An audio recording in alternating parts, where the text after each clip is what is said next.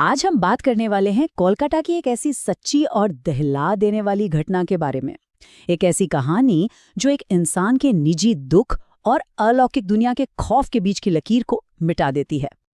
इस कहानी में आगे क्या क्या हुआ वो जानने से पहले चलिए सीधे इसके अंजाम पर चलते हैं, क्योंकि जो हुआ वो इतना भयानक था कि इस कहानी के आखिर में एक पूरे परिवार का 90% हिस्सा खत्म हो गया। तो चलिए इस पूरी कहानी को परत दर परत समझते हैं।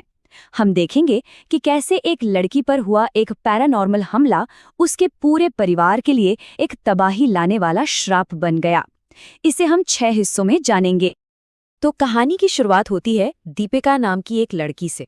दीपिका बचपन से ही थोड़ी अलग थी। उसके अंदर एक अजीब सी, कह सकते हैं कि एक ऐसी शक्ति थी जिससे वो उन चीज़ों को भी महसूस कर लेती थी जो आम लोगों को नज़र नहीं आती। मतलब छोटी उम्र से ही दीपिका के साथ ऐसे वाक़ये हुए जो उसकी इस साइकिक एबिलिटी को साबित करते थे। वो उन चीज़ों को देख लेती थी, महसूस कर लेती थी जो दूसरों के लिए नामुमकिन था। लेकिन दीपिका की जिंदगी में एक बहुत बड़ा तूफान तब आया जब उसके पिता की मौत हो गई। वो भावनात्मक रूप से पूरी तरह टूट चुकी थी, बहुत अकेली और कमजोर पड़ गई थी। और यही वो कमजोरी थी जिसका कोई फायदा उठाने वाला था। अब आते ही कहानी के उस मोड़ पर, उस मनहूस शाम पर जिसने सब कुछ बदल कर रख दिया। दोस्तों के साथ बस यूं ही बाहर घूमना एक ऐसी भयानक घटना की वजह बन गया जिसके बारे में किसी ने सोचा तक नहीं था। हुआ ये कि एक सत्संग से लौटते वक्त दीपिका शहर के एक सबसे बदनाम और भूताहा कब्रिस्तान के पास से गुजर रही थी, और तभी एक अनजान ताकत ने उसे अपनी तरफ खींचना शुरू कर दिया और दीपिका का अपने शरीर पर से सारा कंट्रोल खत्म हो गया। दीपिका ने बाद में बताया कि उसे ऐसा लगा जैसे हवा का एक बहुत तेज झोंका सिर्फ उसके चेहरे से टकराया, और बस उसके बाद उसे कुछ होश नहीं रहा। वो एक कठपुतली की तरह उस कब्रिस्तान के अंदर चली गई। ये वो पल था जब कोई चीज, कोई बुरी शक्ति उससे जुड़ गई।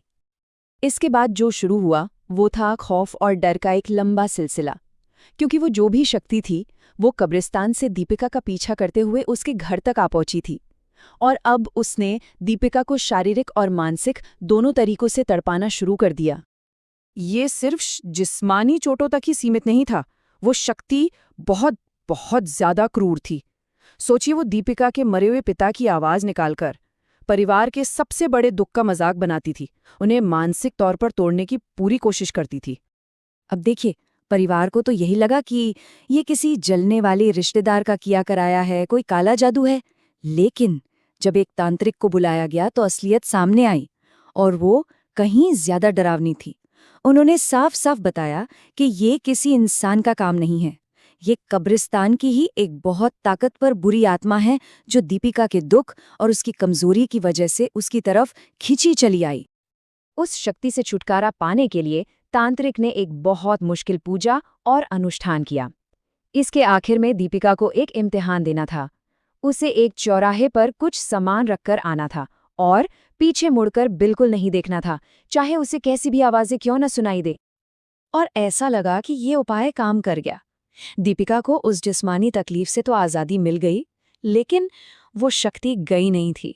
वो बस एक नए और ज्यादा खतरनाक रूप में वहीं मौजूद थी। अब दीपिका पर सीधे सीधे हमले तो बंद हो गए, पर वो शक्ति एक श्राप छोड़ गई थी। एक ऐसा श्राप कि दीपिका की शादी के लिए आने वाला हर रिश्ता रहस्यमय तरीके से टूट जाता था। बाद में एक ज्योतिषी ने यह भी बताया कि इसमें किसी रिश्तेदार के काले जादू का भी हाथ था, जिसमें दीपिका के बालों का इस्तेमाल किया था। खैर, जैसे तैसे दीपिका की शादी हुई और वो उस घर से दूर चली गई। सबको लगा कि चलो अब सब ठीक हो गया, श्राप खत्म हो गया। लेकिन असली खौफनाक कहानी तो अब शुरू होनी थी। जो शक्ति दीपिका को नहीं पा सकी, उसने अपना निशाना उसके परिवार को बना लिया। और यहाँ कहानी का सबसे अहम और चौंकाने वाला मोड़ आता है। जब देश में कोविड-19 की दूसरी लहर चल रही थी, ठीक उसी दौरान दीपिका के परिवार के उस घर में मौतों का एक ऐसा सिलसिला शुरू हुआ जिस पर यकीन करना मुश्किल है। सिर्फ 1 महीने के अंदर, अप्रैल से मई 2021 के बीच, उस घर में रहने वाला लगभग पूरा का पूरा संयुक्त परिवार खत्म हो गया। एक के बाद एक मौतें, कुछ कोविड से और कुछ अचानक ऐसी अजीब परिस्थितियों में हुई जिनका आज तक कोई जवाब नहीं मिला।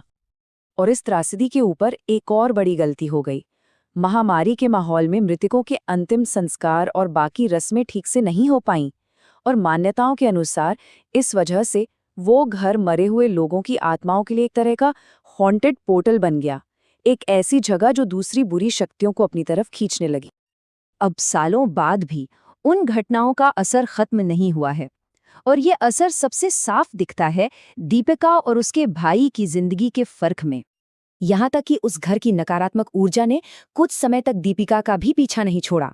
एक बार तो उसकी 2 साल की बेटी ने आधी रात को खाली दरवाजे की तरफ इशारा करके कहा, देखो मम्मी, नानी चॉकलेट लेकर आई हैं।